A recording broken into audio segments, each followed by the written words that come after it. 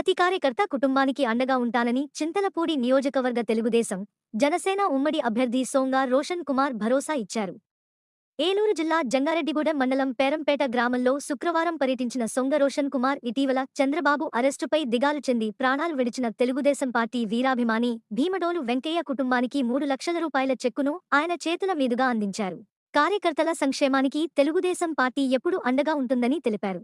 ఈరోజు జంగారెడ్డిగూడెం మండలం పేరంపేట గ్రామంలో వీరాభిమాని భీమడోలు వెంకయ్య గారు నారా చంద్రబాబు నాయుడు గారిని అక్రమంగా అరెస్ట్ చేసిన వైఎస్ జగన్మోహన్ రెడ్డి గారు ఆ బాధని తట్టుకోలేక వారు మరణించడం జరిగింది. మరి దాని తర్వాత నారా భువనేశ్వర్ గారు నిజం గెలవాలి అని చెప్పి ప్రజల్లోకి వెళ్ళి